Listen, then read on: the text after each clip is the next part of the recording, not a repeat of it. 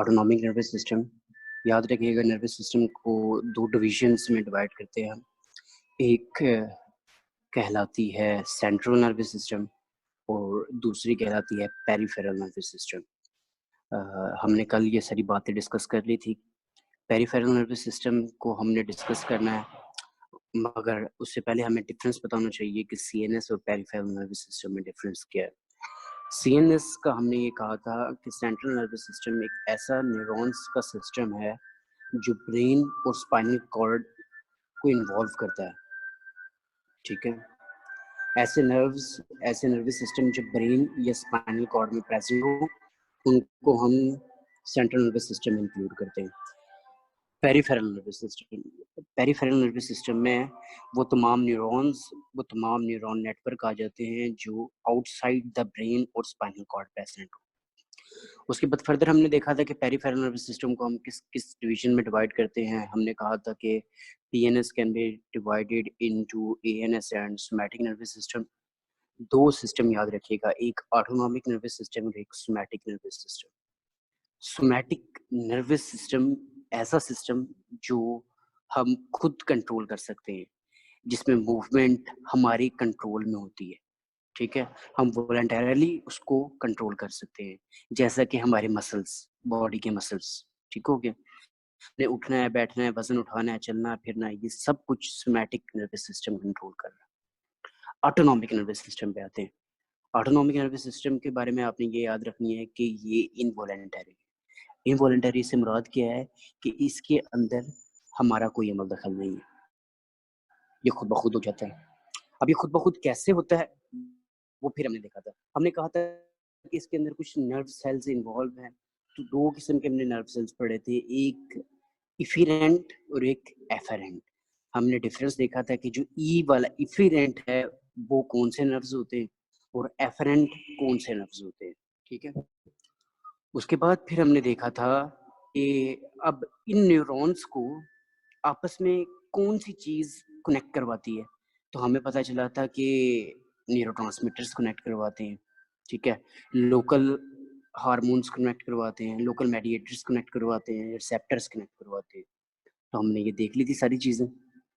उसके बाद anatomy of ANS, यहाँ से आज मेन टॉपिक स्टार्ट करना है। एनाटॉमी, एएनएस की एनाटॉमी मेन चीज है। जैसे ही एएनएस का लफ्ज आपके माइंड में आएगा, ऑटोनॉमिक नर्वस सिस्टम, कुछ बातें आपके जहन में आनी चाहिए। जो पहली बात है उनमें से एक ही कि इट इज इनवॉलंटरी, आपके कंट्रोल में नहीं है। ठीक हो गया। सेकंड, इसमें दो किस्म के न्यूरॉन इन्वॉल्व होते हैं, एक इफेरेंट न्यूरॉन और एक एफरेंट न्यूरॉन। ठीक है, हमने कल पढ़ लिया था कि इफेरेंट न्यूरॉन का काम क्या होता है कि नर्व इम्पल्स को ई एग्जिट करता है, सीएनएस से एग्जिट करता है। एग्जिट करता है तो मतलब ये सीएनएस से नर्व इम्पल्स को लेकर जाता है इफेक्टर ऑर्गन्स की तरफ। ठीक है, दो तरह के इफेरेंट न्यूरॉन्स होते हैं। Efferent neurons are of two types. एक हमने कहा था कि प्री गैंग्लियोनिक होते हैं। ठीक है, ये रहा जी आपके सामने प्री गैंग्लियोनिक, और एक होता है पोस्ट गैंग्लियोनिक। हम ये बातें पहले भी डिस्कस कर चुके हैं कल में कि गैंग्लिया क्या होता है। ठीक है, गैंग्लिया आप ये समझ लें कि एग्रीगेट ऑफ न्यूरॉन, जहाँ पे न्यूरॉन्स आपस में एग्रीगेट करते हैं, उस पर्टिकुलर एरिया को हमने गैंग्लिया का नाम दिया। उस पर्टिकुलर एरिया से पहले जो न्यूरॉन मौजूद होंगे वो प्री गैंग्लियोनिक न्यूरॉन कहलाएंगे। गैंग्लिया से पहले प्री, जैसे प्री मेडिकल होती है, फर्स्टली प्री मेडिकल, मेडिकल से पहले की तालीम, उसी तरह याद रखिएगा प्री गैंग्लियोनिक, गैंग्लिया से पहले। और फिर आ जाता है पोस्ट गैंग्लियोनिक। पोस्ट गैंग्लियोनिक से मुराद क्या है कि गैंग्लिया के बाद जो न्यूरॉन स्टार्ट होते हैं उनको हम पोस्ट गैंग्लियोनिक न्यूरॉन्स कहते हैं। अब एक और डिफरेंस याद रखिएगा, जो प्री गैंग्लियोनिक न्यूरॉन्स होते हैं, जो प्री गैंग्लियोनिक न्यूरॉन्स होते हैं वो सीएनएस से निकलते हैं। ठीक है, और गैंग्लिया की तरफ जाते हैं and makes a connection in ganglia. दिमाग से, स्पाइनल कॉर्ड से निकलेंगे और कहाँ तक जाएंगे, गैंग्लिया तक। किसी इफेक्टर ऑर्गन्स की तरफ नहीं जाएंगे, किसी ऐसे ऑर्गन की तरफ नहीं जाएंगे जहां से रिजल्ट आए, रिस्पॉन्स आए। ये कहाँ जाएंगे, गैंग्लिया में। अब गैंग्लिया में क्या होगा जी, रिले स्टेशन है जहाँ पे न्यूरॉन्स आपस में कनेक्ट होंगे, सेकंड नर्व सेल्स के साथ कनेक्ट होगा, जिसको हम पोस्ट गैंग्लियोनिक न्यूरॉन कह रहे हैं। Pre ganglionic neuron post ganglionic neuron के साथ कनेक्ट होगा। और ये जो पोस्ट गैंग्लियोनिक न्यूरॉन है ये कहाँ से निकलता है जी, इसकी सेल बॉडी कहाँ पे होगी, गैंग्लियन के अंदर। ठीक हो गया। और ये टर्मिनेट कहाँ पे करेगा? इफेक्टर ऑर्गन्स में। अब इसको मैं एक दफ़ा बना के भी दिखाता हूँ आप लोगों को, ये आप लोगों को माइंड में फीड होना चाहिए जी। आपके सामने अभी स्क्रीन है, ये है जी सीएनएस, ठीक है। प्री गैंग्लियनिक न्यूरॉन्स क्या होंगे? प्री गैंग्लियनिक न्यूरॉन्स क्या होंगे? ऐसे न्यूरॉन्स जिनकी सेल बॉडी, ये जी रेड कलर की जो सी है ये सेल बॉडी है, ठीक है। उसके बाद ये येलो कलर का जोन सा है, ये येलो कलर की जोन सी आ रही है, ये आ जाएगी आपकी एक्सोन, ठीक है। उसके बाद ये आ गया जी हमारा गैंग्लिया, ठीक है। ठीक हो गया जी। उसके बाद दोबारा देखें जी, ये लें,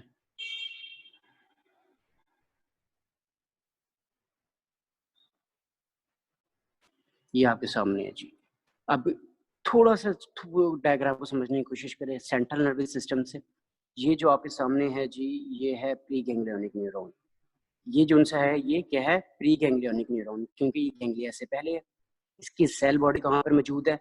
सेंट्रल नर्वस सिस्टम में, ठीक हो गया जी। उसी तरह पोस्ट गैंग्लियोनिक न्यूरॉन क्या है? ऐसा न्यूरॉन जिसकी सेल बॉडी, ये रेड कलर वाली बॉडी कहाँ पे मौजूद है? गैंग्लिया के अंदर मौजूद होगी। और ये टर्मिनेट कहाँ पे होगा? एंड कहाँ पर होगा? इफेक्टर ऑर्गन्स की तरफ।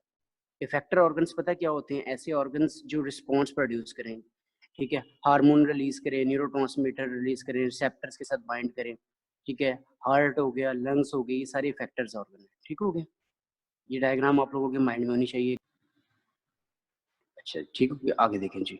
इस पैराग्राफ को एक दफ़ा आप लोग खुद रीड करें, तो उसके बाद फिर हम हमारे लिए आगे आगे देखें जी। उसके बाद फिर हमने आज जो स्टार्ट करना है वो है सिम्पैथेटिक न्यूरॉन्स। अच्छा, याद रखिएगा ईएनएस को हम आगे जो डिवाइड करते हैं वो सिम्पैथेटिक नर्वस सिस्टम में, पैरासिम्पैथेटिक न्यूरॉन्स में और एंटेरिक न्यूरॉन्स, मतलब एंटेरिक नर्वस सिस्टम में डिवाइड करते हैं। ये 3 नर्वस सिस्टम एएनएस में हुए, सिम्पैथेटिक, पैरासिम्पैथेटिक और एंटेरिक नर्वस सिस्टम। तो इसको वन बाय वन हम देख लेते हैं। ये पूरे चैप्टर का कॉन्सेप्ट और आम अल्फाज में करेंगे, ज़्यादा डिटेल में नहीं जाएंगे। आम अल्फाज में याद रखिएगा, जब आप किसी स्ट्रेस कंडीशन में होते हैं, स्ट्रेस में होते हैं, दबाव का शिकार होते हैं, किसी फाइट और फ्लाइट कंडीशन में होते हैं। फाइट से मुराद क्या है? ऐसी कंडीशन स्ट्रेसफुल है, आप लड़ रहे हैं, गुस्से में हैं। फ्लाइट से मुराद क्या है? कि आप घबराए हुए हैं, फ्लाइट है। फ्लाइट से मुराद यहाँ पे क्या है? कि आप घबराए हुए हैं, ठीक है, परेशान है। तो इन सिचुएशन में सिम्पैथेटिक सिस्टम एक्टिवेट हो जाता है, ये सिम्पैथेटिक न्यूरॉन्स एक्टिवेट होते हैं, ठीक हो गया। आगे देखते हैं कि क्या होता है क्या नहीं। पैरासिम्पैथेटिक न्यूरॉन्स को कैसे याद रखेंगे आप? Simple, rest condition. अभी लाइक मैं रेस्टिंग कंडीशन में हूँ, आप लोग रेस्टिंग कंडीशन में हो, तो पैरासिम्पैथेटिक सिस्टम इस टाइम एक्टिवेट है। पैरासिम्पैथेटिक सिस्टम का काम क्या है? रेस्ट कंडीशन के अंदर ऑपरेट करना और लाइफ के फंक्शंस को मेंटेन रखना। 2 चीजें होगी। अब अगली बात याद रखिएगा, अगर ये सिम्पैथेटिक न्यूरॉन्स बॉडी से खत्म भी हो जाए ना, तो बॉडी को कोई फर्क नहीं पड़ेगा।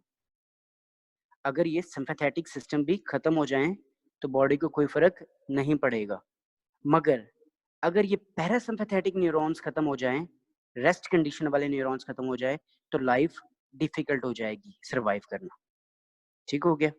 ये थोड़ा सा एक डिफरेंस, हल्का सा, वो बेतहाशा डिफरेंस आते हैं, डाइजेशन वगैरह सब कुछ आता है, देखेंगे हम वन बाय वन। पहले देखते हैं जी सिम्पैथेटिक न्यूरॉन्स जो बुक कहती है, the efferent autonomic nervous system.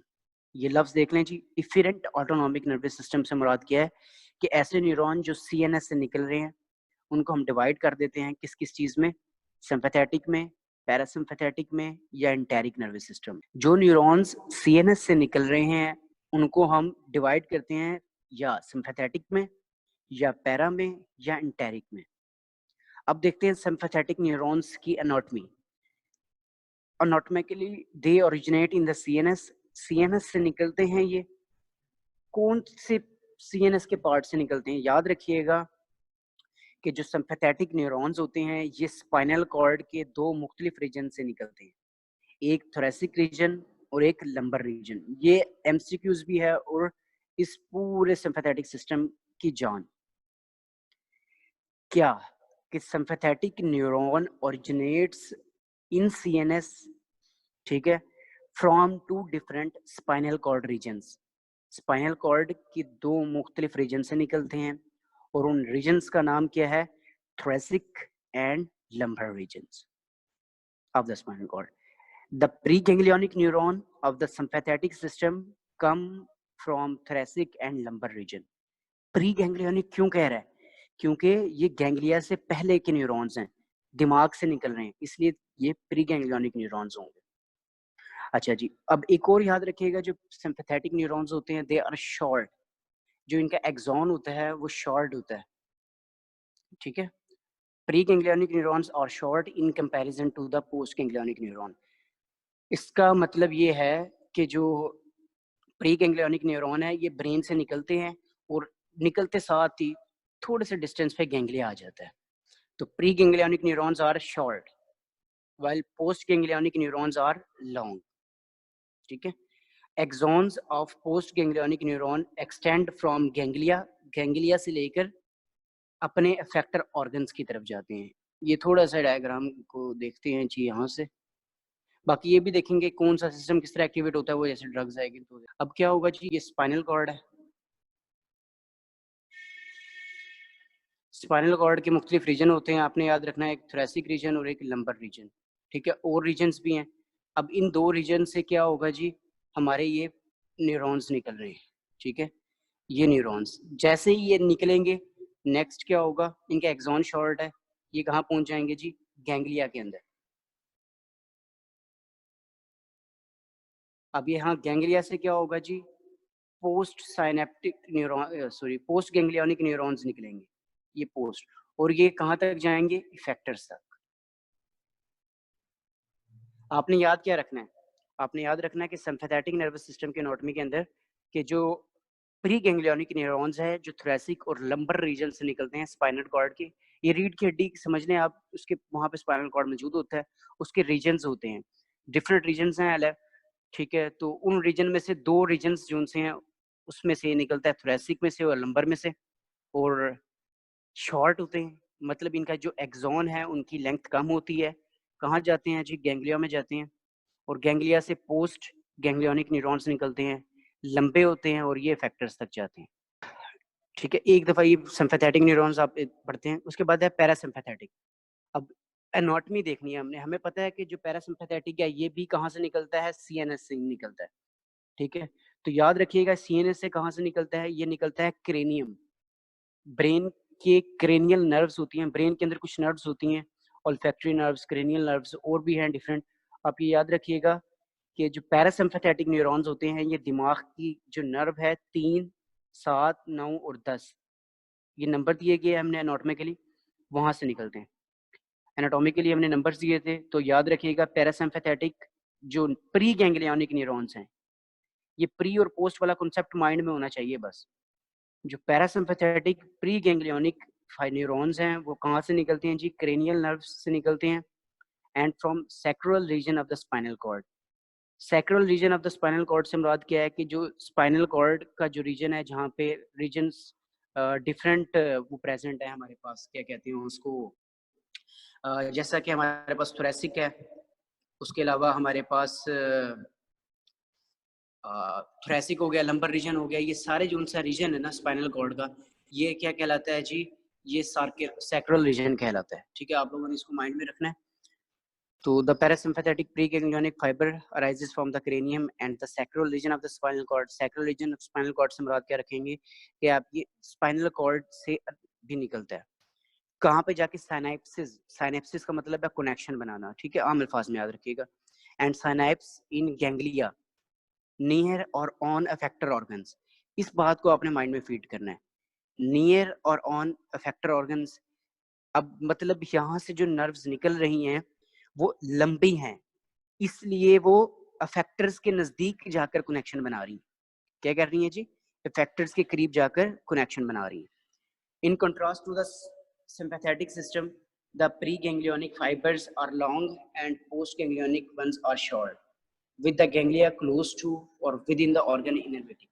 अब ये इसको मैं एक दफा ड्रा भी करके दिखाता हूँ आप लोगों को, आप लोग एक दफा इसको बुक से रीड कर लें, मैं ड्रा करता हूँ इसको।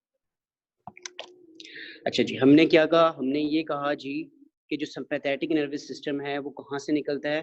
ये पहले बात कर लेते हैं, 1 मिनट ये लाइन लगा लेते हैं पहले, ठीक है।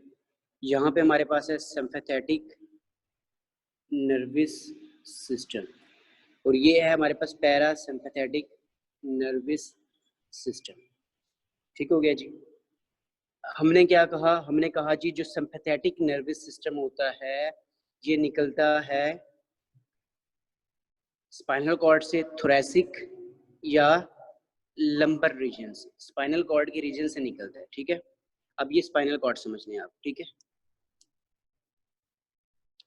अब क्या होगा जी, ये थोरैसिक रीजन से निकल रहा है, ये लंबर रीजन से निकल रहा है। ये आ गया जी हमारे पास गैंग्लिया, ये आ गई cell body post ganglionic neuron की, और ये जा रहे हैं जी हमारे फैक्टर्स की तरफ। व्हाइट बोर्ड थोड़ा सा छोटा है इसलिए थोड़ा सा मसला हो रहा है बताने में, ठीक है। अब आप ये आम अल्फाज में समझने कैसे जी, ये देखें क्या था कि जो सिम्पैथेटिक नर्वस सिस्टम था इसकी एनाटॉमी ये है कि ये ओरिजिनेट करता है from the CNS, thoracic and lumbar region से, ठीक है। जो फाइबर्स होते हैं उनमें जो एक्सॉन है उसकी लेंथ होती है कम, ये अगर आप देखेंगे तो एक्सॉन की लेंथ है कम, ठीक है, शॉर्ट होते हैं। ये क्या होते हैं जी, ये शॉर्ट होते हैं। एक मिनट,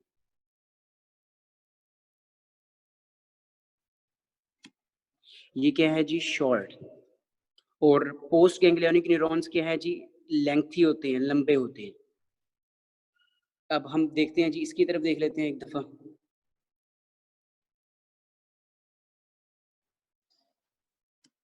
अब देखें जी, पैरासिम्पैथेटिक जो उनसा है ये अराइव करता है क्रेनियल नर्व से, ठीक है, 3, 7, 9, 10 ये यहाँ से अराइव करता है।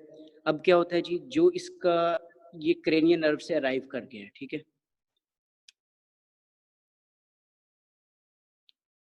अब आप देख सकते हैं कि इसके जो प्री गैंग्लियोनिक न्यूरॉन्स मैंने बनाए हैं, ये cell body, cell body, cell body, cell body, ये जो प्री गैंग्लियोनिक न्यूरॉन बनाए हैं ये लंबे हैं। उसके बाद क्या होगा, ये साइनेप्सिस कहाँ करेंगे, ये रहा जी गैंग्लिया, और गैंग्लिया से जो न्यूरॉन्स निकलेंगे, गैंग्लिया से जो न्यूरॉन्स निकलेंगे वो शॉर्ट इन लेंथ होंगे और कहाँ पे होंगे, नियर टू इफेक्टर्स। सिर्फ आप लोग उस गंदी डायग्राम को समझने की कोशिश करें कि यहाँ पे क्या था कि जो न्यूरॉन्स थे उनकी लेंथ कम थी, पोस्ट गैंग्लियोनिक की लेंथ ज्यादा थी। पैरासिम्पैथेटिक में क्या हुआ, जो प्री गैंग्लियोनिक न्यूरॉन्स हैं उनके एक्सॉन लंबा है और जो पोस्ट गैंग्लियोनिक न्यूरॉन है उनका एक्सॉन शॉर्ट है।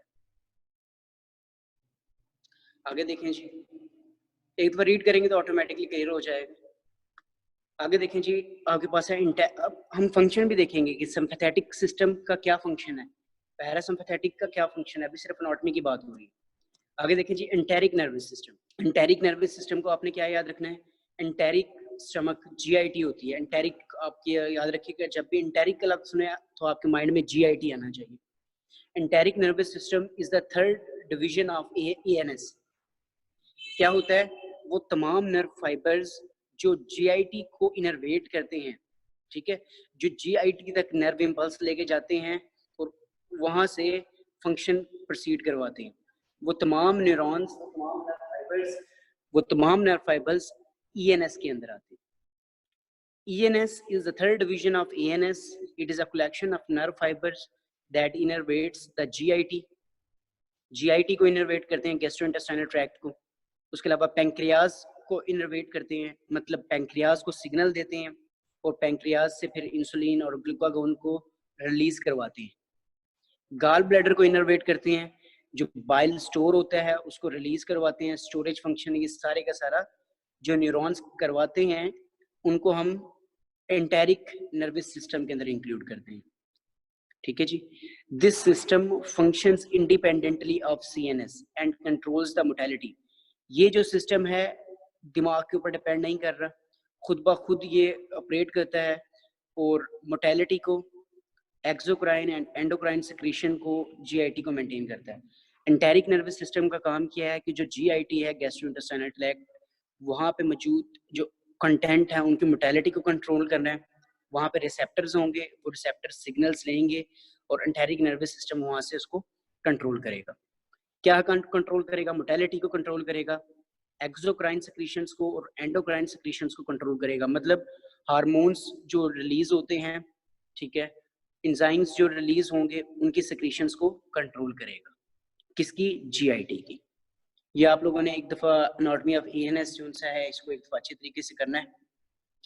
उसके बाद ये आपके सामने action of sympathetic and parasympathetic system की एक एग्जांपल दी गई है। अब आपको थोड़ा सा क्लियर होता है, ये बॉडी के डिफरेंट विजरास हैं, बॉडी के डिफरेंट ऑर्गन्स हैं, जैसा कि आप देखें आई, हार्ट, ब्लड वेसल्स जो कि स्केलेटल मसल्स में है, स्किन मेम्ब्रेन में है, किडनी, ये वो फंक्शंस हैं जो सिम्पैथेटिक सिस्टम और पैरासिम्पैथेटिक सिस्टम कंट्रोल करता है। अगर सिम्पैथेटिक एक्शन होता है, सिम्पैथेटिक सिस्टम एक्टिवेट होता है, तो क्या होगा जी? पीपल डायलेट होंगे। ये याद रखिएगा, ये एमसीक्यूज है। फाइट और फ्लाइट कंडीशन में, स्ट्रेस कंडीशन के अंदर क्या होता है जी? हमारे कंट्रैक्शन होती है आइरिस रेडल मसल्स की और पीपल जो है वो डायलेट कर जाता है। इसी तरह रेस्ट कंडीशन के अंदर पैरासिम्पैथेटिक सिस्टम को याद रखिएगा, रेस्ट कंडीशन में हमारा पीपल जो सा होता है वो कॉन्ट्रैक्ट किया हुआ होता है, ठीक है, कॉन्ट्रैक्ट किया हुआ होता है, और हमारे जो मसल्स हैं, सिलरी मसल्स, वो कॉन्ट्रैक्ट किए हुए होते हैं। उनको कॉन्ट्रैक्ट करने का फायदा क्या होगा कि वो नजदीक की चीज को फोकस कर सकेंगे। नॉर्मली लाइक मैं अभी बैठा हुआ हूँ नॉर्मल रेस्ट कंडीशन में, मेरा पैरासिम्पैथेटिक सिस्टम एक्टिव है और वो एक्टिव होने की वजह से मेरे जो आईज के सिलरी मसल्स हैं वो कॉन्ट्रैक्ट किए हुए हैं। अब उससे क्या होगा कि मैं ये नजदीक की चीज को फोकस कर रहा हूँ और रीड कर रहा हूँ। सेम केस आप लोगों के साथ है। जब इंसान स्ट्रेस की कंडीशन में आ जाता है, सीवियर स्ट्रेस की कंडीशन में आ जाता है, तो सिलरी मसल्स रिलैक्स हो जाती हैं। जब वो रिलैक्स हो जाते हैं तो जो नजदीक की चीज है वो दिखती जरूर है मगर क्लियर नहीं होती, ठीक है, ज्यादा फोकस करना पड़ता है। हार्ट को देखते हैं, जब आप फाइट और फ्लाइट कंडीशन में होगा कोई भी इंडिविजुअल, तो उसका हार्ट की जो रेट है वो ज्यादा हो जाएगा, कॉन्ट्रैक्टिलिटी ज्यादा हो जाएगी। इसी तरह पैरासिम्पैथेटिक सिस्टम को देखें जी, पैरासिम्पैथेटिक सिस्टम रेस्ट कंडीशन में क्या है? Decrease contractility and decrease rate. Blood vessels का काम क्या है? जब सिम्पैथेटिक सिस्टम एक्टिवेट होता है, sympathetic fight and flight conditions में, जो खून की नालियां मसल्स को खून सप्लाई करती हैं वो डायलेट हो जाती है क्योंकि मूवमेंट करनी होती है, और स्किन की तरफ और म्यूकस मेम्ब्रेन की तरफ जो नालियां जा रही होती हैं वो कंस्ट्रिक्ट कर जाती हैं।